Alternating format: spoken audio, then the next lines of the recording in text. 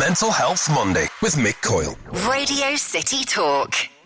Now, we have a guest in the studio now who is with us to discuss the work that they do and the vital work that they do, but also the realities of doing that work and the costs associated with it. I'm very pleased to say, joining us in the studio, the Development and Opportunities Lead for the Liverpool Mental Health Consortium, Claire Stevens. Claire, it's great to see you. Thank you for your time. Thank you very much for having me, and congratulations on the award, which is thoroughly well deserved. Thank you very much, Claire. Thank you for being part of the show itself. It was great to be part of it. It was a fantastic show. It felt like an epic undertaking at the time. We did our best to try and invite as many local organisations on as we could, and they, of course, the Mental Health Consortium were very much part of that. The reality of the work that you do comes with various costs, and unfortunately, Claire, in the circumstances you find yourself in at the moment, those costs are ultimately being massively prohibitive because of lack of funding. Can you just set out for us the situation that you find yourself in now? Because money is tight for a lot of people. For yourselves, you're finding that a real pinch point has arrived. That's true, yes. Liverpool Mental Health Consortium has been going now for 24 years, so it's a big part of the mental health landscape in the city. And it's pretty much unique these days in that it's led by people who've got experience of mental distress in one way or another. So it's a bottom-up grassroots organisation, but it speaks truth to power, if you like, and it has the powerful as members of the consortium, because we've asked them to be involved with us, not because they've come to us. So it's a sort of different model, if you like, from what you often see, that the powers that be consult downwards. We do the consulting upwards. And we have advocated on behalf of people who experience mental distress in this city for almost a quarter of a century now. We've done loads of research which has contributed to local policy development and changes to the way that services are delivered. And we've also done really creative ways of engaging local people in talking about mental health. And I think being part of what you're trying to do in your show so successfully, which is normalising the fact that people don't feel great all the time. So that's what we do. We also run the Liverpool Mental Health Festival every October, and various sort of other events throughout the year.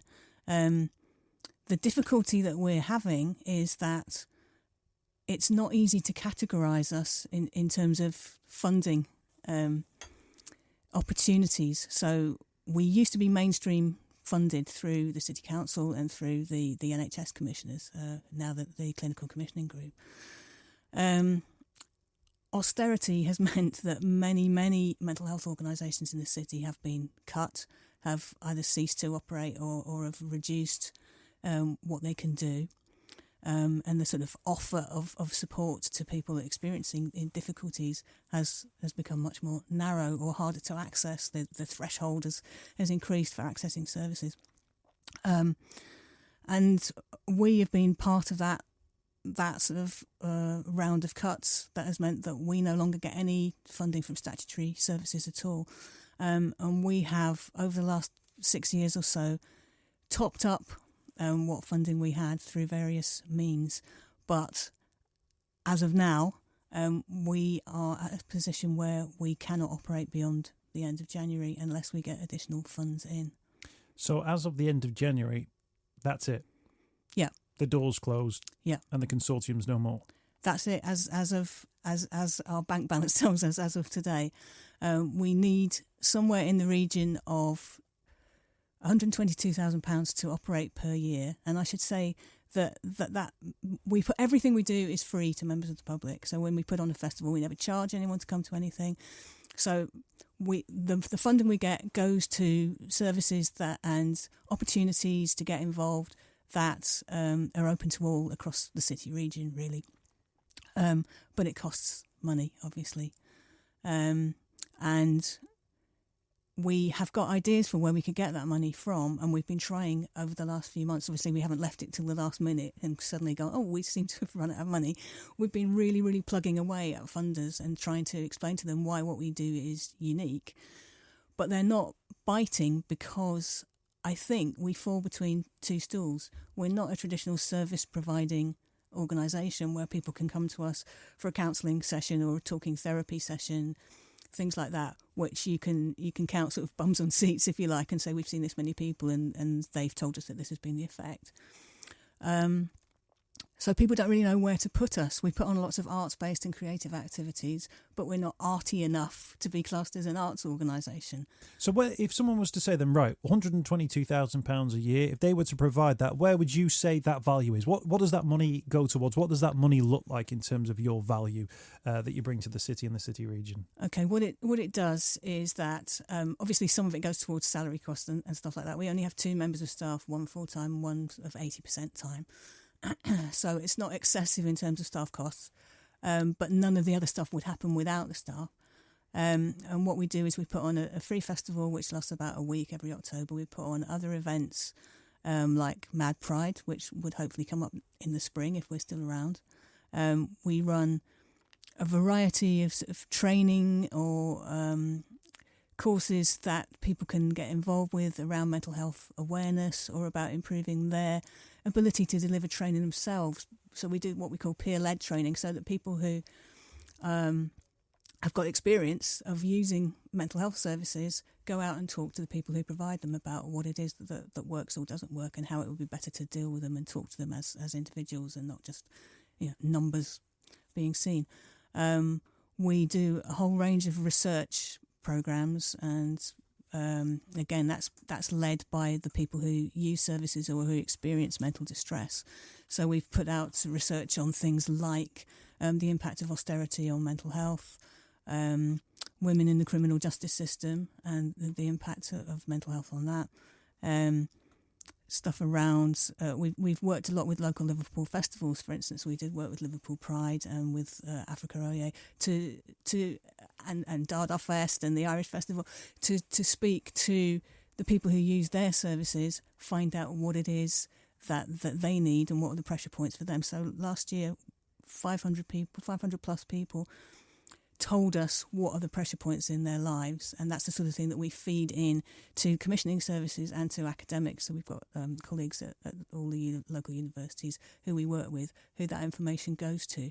And through the course of the festival itself, we spoke to about 1,200 people about mental health, signposted them in the right direction, gave them the information they need to get better support, and gave them creative opportunities to take part in things like photography projects or creative writing projects, or to exhibit in our art exhibition, which is still on at the Brink if people want to go down and see that, The Art of Falling Apart.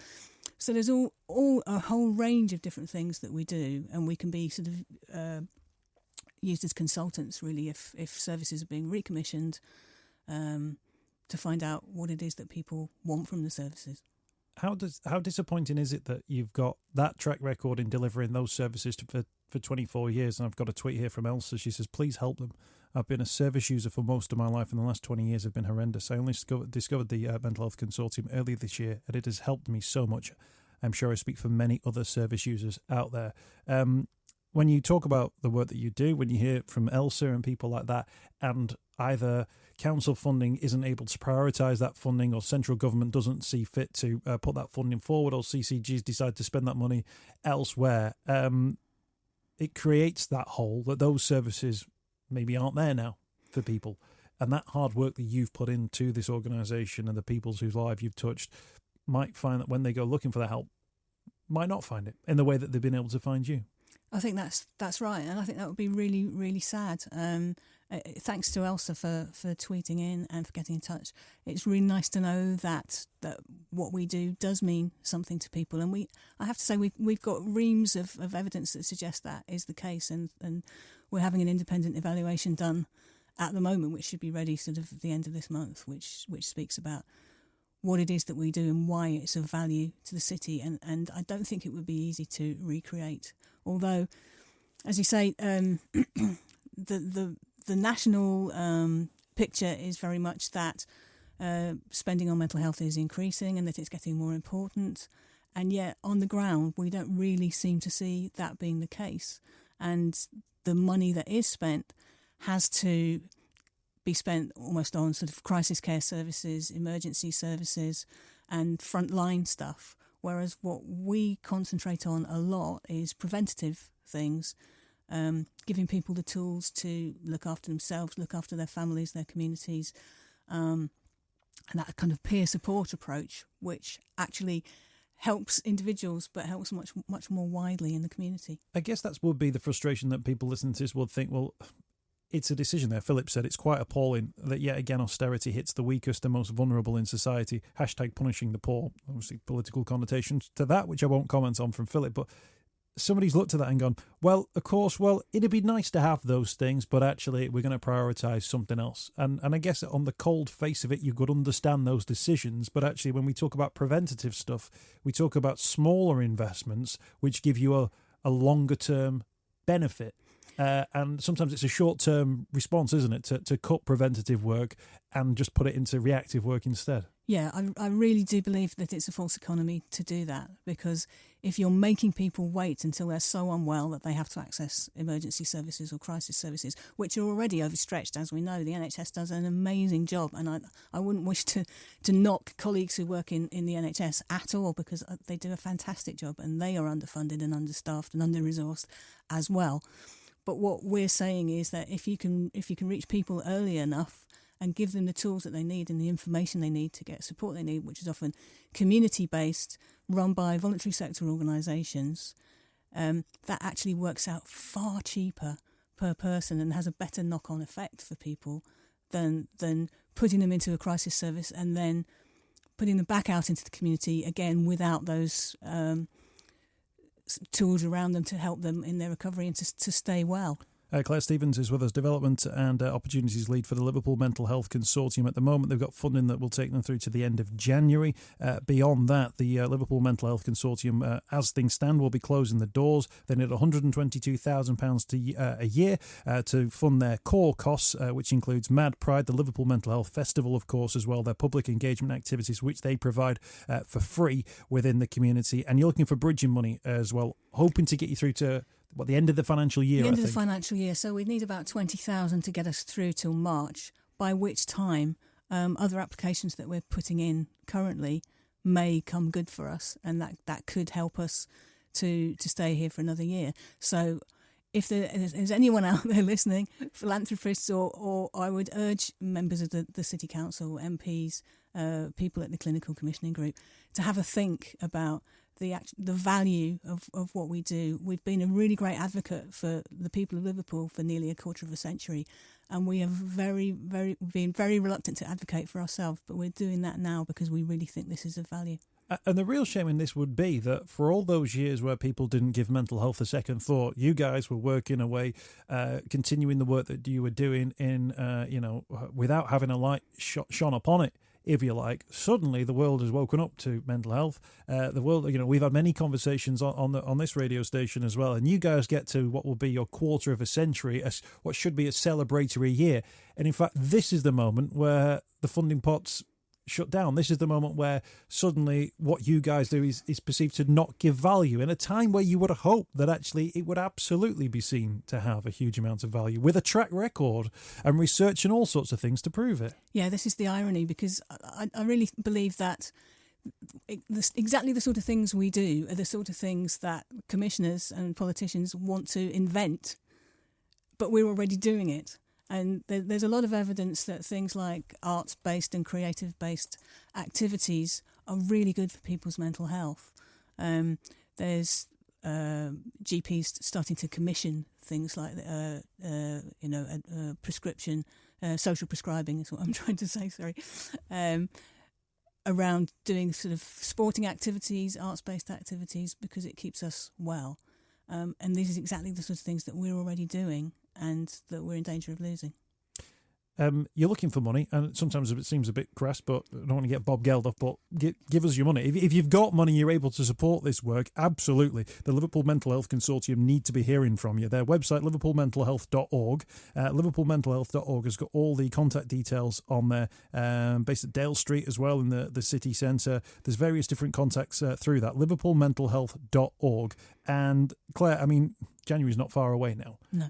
So I guess for you, the staff, the volunteers as well, there's a cliff there, which, everybody unfortunately is in danger of going over the edge of at the moment. Can you be flexible in terms of that financial structure you've got at the moment? Are you open to new ideas? If people are going to say to you, well, we can't offer you that amount of cash, but maybe we could offer you office space or whatever it would be, things that might be able to be worked into a system? We'll certainly talk to anyone who's got any ideas for us. In terms of, sort of legal obligations, our trustees have to wind up if they're starting to operate in a situation that's not financially viable, because we are a charity and we're a company limited by guarantee, and so legal rules apply, and we have to be mindful of that. So absolutely. So it would require someone with some shining armour to come in and hopefully save the day on this one. But that's just how stark things are at the moment as well. And we've heard many different organisations around the city region as well who've had funding cuts and who are looking for cash. But absolutely, it's reached the point with the Liverpool Mental Health Consortium where they absolutely need that cash, and they need it really yesterday. And if people want to get in contact with us either via the station or through liverpoolmentalhealth.org, we will absolutely, Claire, point you in that direction. Have you got plans for after January? Are you planning for, in case somebody comes along, are you looking at what other opportunities might be out there? We've got sort of two options. Option A, obviously, if we continue, we've got plenty that we'd like to continue with. We're currently funded by the Wellcome Trust as a sort of 12-month pilot project to do the work we were doing with festivals over this year, which has been massively successful. And we will put another application into them for 3-year funding in January, but that has to be in by January the 11th. Once we've got our independent evaluation done. And obviously we've only got money to last till January the 31st. So it's very, very tight. We're looking at other funding applications too, but we've got all sorts of work that we'd like to do with local universities, with the CCG and the City Council and Public Health, not just here in Liverpool, but across the city region as well. The 500 people that we spoke to this year about wellbeing, many of them said that they'd like to be involved in further research. And we'd really like to put that into practice, and obviously do another festival. This year's one has been the most successful we've ever done. We're not short of ideas at all, and we're not short of people who want to work with us, partnerships and volunteers. We've got them all. It's just the operating costs that we haven't got.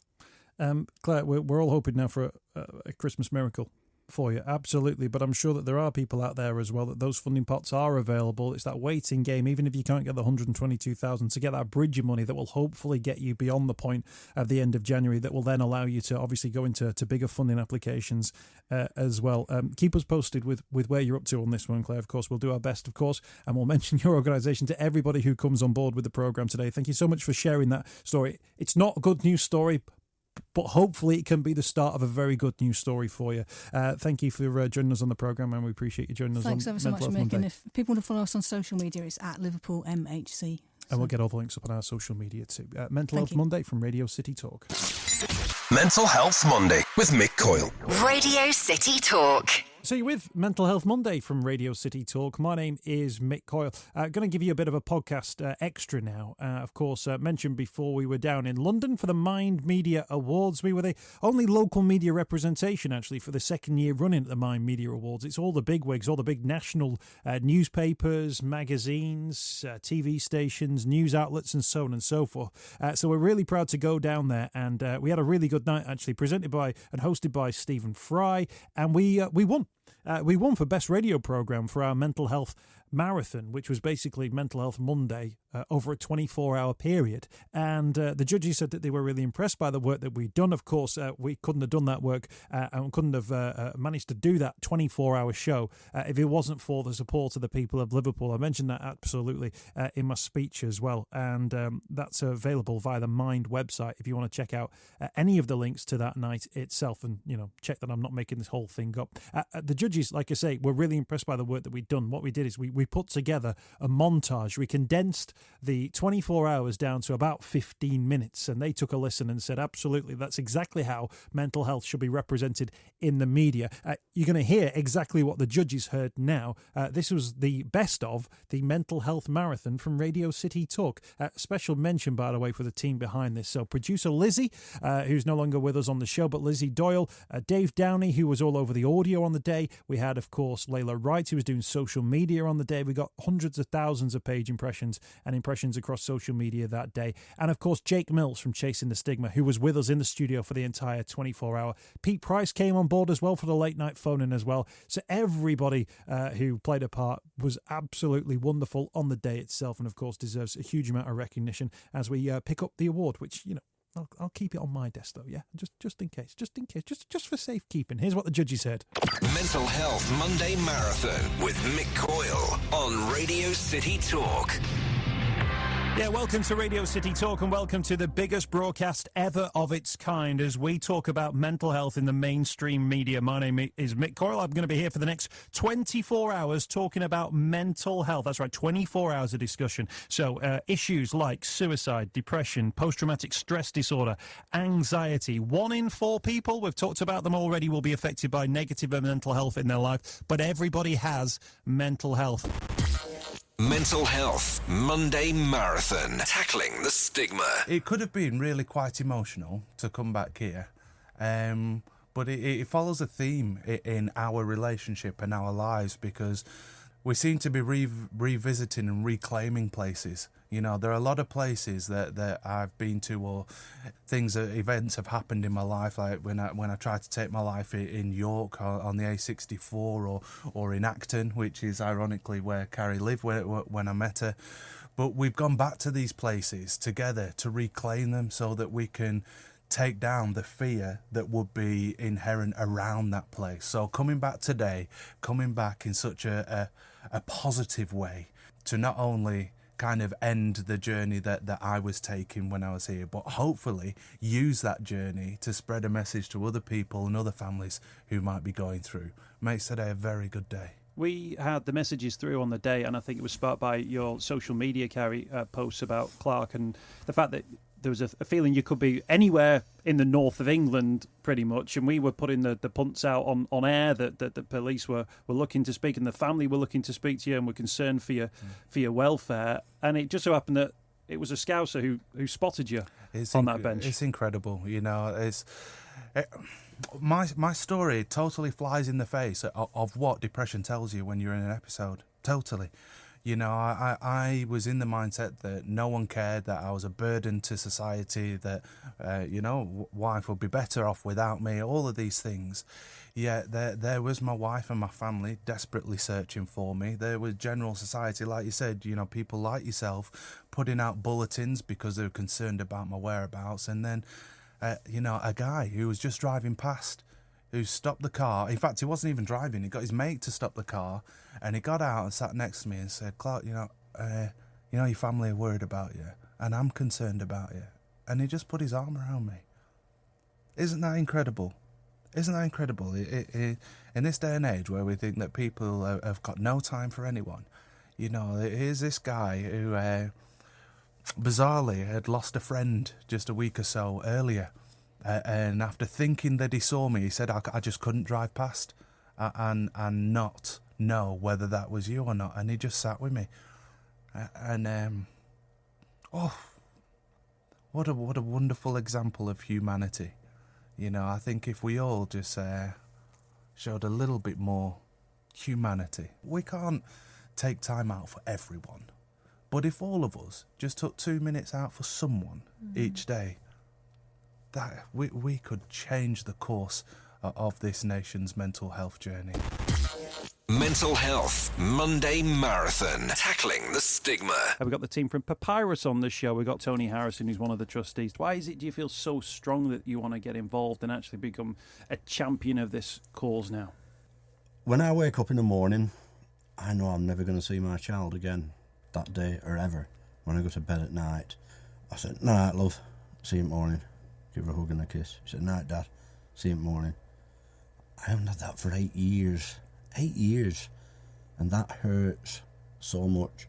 And I do this to keep me alive, to help to keep Vicky's memory and name alive. And nobody should feel the way that I feel, and of course many thousands of others. You're just lost. You're just totally lost. Your child is gone. There's nothing that can fix that. How old was Vicky when you lost her? 21. And in terms of your sort of hopes and aspirations for her at that age, presumably, you had aspirations for, jobs and employment, weddings and all those things. Presumably you had those and your hopes Absolutely. and dreams for the future. I'll never walk her down the aisle. I'll never teach my grandson the offside rule and, read to my granddaughter. I won't. I'll never have those things that you actually take for granted, and you just assume that, and this is what happens, and of course I'm going to die first because I'm the oldest. That's the way it is. That's the law. That's the way it seems to be from when you're young, and this is it just totally turns it on its head, and I'm going to miss so many things that I just took for granted.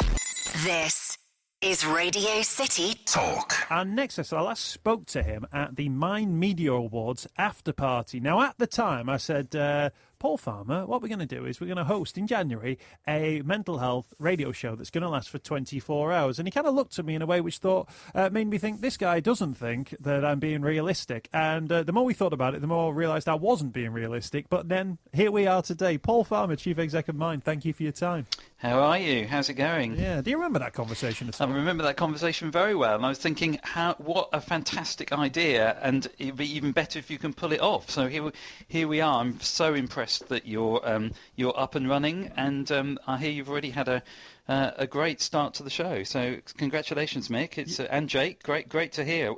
I don't think we know of any show like this ever having been done. So you're heading for the record books in some shape or form.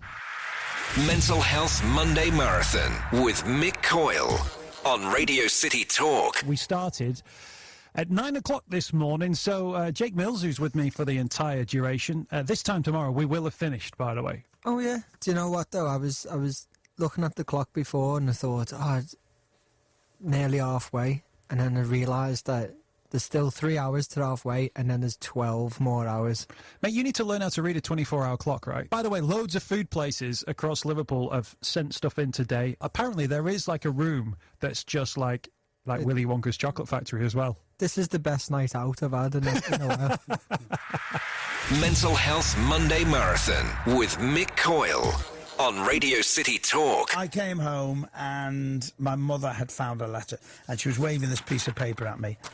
And she said, "What does it mean?" And I said, "I'm a homosexual." And she was physically sick, told me to get out of the house, and did have a breakdown. In fact, cried herself to sleep for 3 years, every night of her life. Every night of her life, cried herself to sleep. So they put me in DIVA, which is a mental institute by Chester Zoo. And there's barbed wire on the prison bars on the windows. And I was in under false name, 18 going on for 19, very, very scared, didn't know what was going on, didn't know what to expect. In my heart of hearts, I knew there wasn't a cure, but I did it for my mother and also did it because I thought society might accept me more. And went in. For 3 days, I was with these people who had mental health problems, and people would whisper down my ear while I was asleep and urinate on my bed, and I had some dreadful experiences. And then it was the big day, and they had a tape recorder, and this psychiatrist recorded everything you do sexually, but using the graphic language about how filthy and dirty it was and how ungodly, etc. And that was an hour, the tape.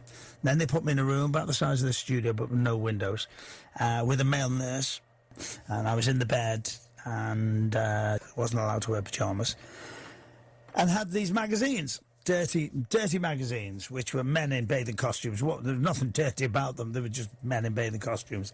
And I had to listen to the hour tape. So the idea is looking at them and getting turned on.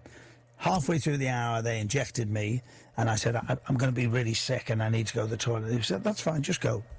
So I went to the toilet in the bed and was sick in the bed and lay in my own excrement and my own vomit. And that lasted an hour and an hour and an hour and an hour. And for 72 hours, they tortured me. Mental Health Monday Marathon with Mick Coyle on Radio City Talk. Luciana, thank you for your time today. Thanks for being our first guest on the you, Mental and Health good Monday luck. Marathon. Thank you very much. Thank you for your time, Natasha. Really appreciate you joining us on the programme. Thanks for having me, and good luck with the rest of the marathon. Norman Lamb, the Lib Dem MP and a prominent voice when it comes to mental health campaigning. He joins us on the programme now. Norman, thank you for your time. Hello, Mick. Most impressed by what you're doing today. Stan Collymore joins us on the programme. Stan, thanks for your time. You're very welcome. Firstly, to say what a fantastic initiative you guys are involved in. Everybody at Radio City. Coffee, I think, sweets, Jaffa cakes. Get them down here. That'll keep you through the day. Radio City Talk. Injuries were a problem. Physical injuries were a problem. And it was one injury in particular that really meant that your career was coming to an end. Yeah, at the age of 30, an age where I should have been hitting my peak, I signed a 4-year deal at Bradford Bulls. And I was in my 3rd week of pre-season. I was doing some squatting in the gym with a heavy weight, and I prolapsed a disc in my spine, which meant I needed surgery. But about 7-8 days later, I caught two massive MRSA infections in the bottom of my spine. It didn't kill me, but it put me back in hospital. I was put on the strongest painkillers you can be on. I was on morphine, fentanyl patches, ketamine, all the drugs that you get addicted to. And I was on them for so long, I got addicted to them. But when I came out of hospital, after I'd had further surgery, probably for the next 5 months, I used to get out of my bed in the morning and sit on my couch. And then at night, I used to get off my couch and go to my bed. I couldn't even make it to the toilet. I couldn't do anything with my 2 young children. I couldn't help my wife cook or clean, kick the ball around with my son. And I got a phone call out of the blue off my agent to tell me that instead of Bradford paying me medical bills, putting me through physio, making sure even if I couldn't play rugby again, I had some sort of quality of life, Bradford decided to do none of that. What they decided to do was rip up my contract, which meant I lost my job and my career. But most of all, I lost my house. And I had 2 young kids and a wife that I couldn't support. And that's when the depression and the suicidal thoughts started. And I couldn't get the thought of suicide out of my mind. Every minute of every hour of every day was how I was going to kill myself. But I did what most men do when they start suffering from mental health issues. I kept it to myself. I didn't want to see it as a sign of weakness. I'm a 6'4", 17 stone rugby league prop forward. And I kept it hid for probably 10 weeks until I found myself in the middle of Wigan in my car with a box full of pills that had killed half of Liverpool and a bottle of gin. And I was going to take my own life. Now, for some reason, I didn't, whether it was my kids, my wife, my parents that came to me, I couldn't tell you. And I remember going home from the car park that day and putting the drink and the drugs away and just carried on doing what I'd been doing for months. Ignoring my wife, snapping at my kids, being horrible to everyone. Until my family noticed a big difference in me a couple of days after the car park incident. They sat me down and they made me speak about how I was feeling, and that was my turning point, just getting things off my chest and talking. I mean, talking doesn't cost anything, but it saved my life. Mental Health Monday Marathon. Tackling the stigma. Good luck. Yeah, good luck. Really, really good luck. Thinking of you. Send my love to Jake, please. Absolutely. Davina McCall, thank you for your time. Big love. We've got celebrity Harry Judd, though, on the line for now. Harry from McFly. You've suffered with all kinds of issues, including anxiety, paranoia, and OCD. Is your sort of new outlook on life about getting fit, getting happy, part of your recovery from that? So, as you say, over the years, starting from around the age of 19, and suffered with some mental health problems myself, and I've been lucky enough to tackle them successfully. But the thing is, I was able to do that through exercise. So that was kind of a key catalyst to kind of helping me to get better. I just felt it was important that someone talked about exercise, from the point of view of its mental health benefits and not just the aesthetic benefits, because we're constantly talking about how exercise can make you look good, but I felt like no one was talking about how it can make you feel good too. This is Radio City Talk. That anxiety, did that manifest itself in a certain way? Was it about the maybe you were going in for a key meeting and you'd have fears about that, or did it play itself out in different aspects of your life? When I was at the Opera House in '96, I had a panic attack, and I'd never experienced it before. And I remember walking upstairs going, and I started crying, and the company manager said, "Whoa, what's going on? Are you all right?" I went, "I can't do it." He went, "What?" I said, "I can't do it." He said, "Sean, you've been doing this for 2 years. Why?" I said, "I don't know." And I had to have, I think, 3 or 4 days off. They gave me medication. And to this day, I don't know what happened. The only other time it happened was once on EastEnders, which, funny enough, I've never spoke about. When I first started in the show, I was brought up and said, "Listen, Shane, I don't think it's working what you're doing." I was like, "What?" And because I'd come straight from doing a musical as an actor, you become a little bit over the top. And when I first started as Alfie, this was evident in what I was doing. And I should have just taken it as a little knock on the chin, pinch, but I'll go back, do a bit of homework. But I didn't. I had a panic attack and couldn't come in for 3 or 4 days. But that, for me, it was never about insecurity. To this day, I don't know why. I just had to stop. Mental Health Monday Marathon with Mick Coyle on Radio City Talk. I didn't know what depression was, but why would I know that? Why would I know what it was if nobody had ever had that conversation with me, if I'd never been taught what depression was, what mental illness was, about the pressures of life? If I'd never been told about the symptoms, the signs to look out for, if I'd never been told that, yet you might feel this way, statistically you probably will feel this way, but you know what? That's okay, and there's places and there's services and there's ways around this. There's ways that you can deal with it, cope with it, address it, medicate, and live beyond it. And nobody had ever said that. And for me, that is the fundamental problem that we have at the moment. You'll hear the statistic 1 million times today that 1 in 4, 1 in 3 people can be affected by mental illness at some time. But I say scrap that. The one statistic that matters is that every single person in the world has mental health. Mental Health Monday Marathon with Mick Coyle on Radio City Talk. It's 8:47. You have been listening to the biggest mental health broadcast in the history of UK media. We've spent the last 24 hours, the last day, tackling the stigma of mental health. For the last 24 hours, we've been hearing stories of those who battled suicidal thoughts, soldiers who've tackled post-traumatic stress disorder after returning from service overseas, and from former footballers who've returned to Liverpool for the first time since coming here last year to die. Thank you for sharing your stories too. Thank you for your shares and your retweets on social media. Thank you for being part of the Mental Health Monday Marathon. Thank you. Mental Health Monday with Mick Coyle on Radio City Talk.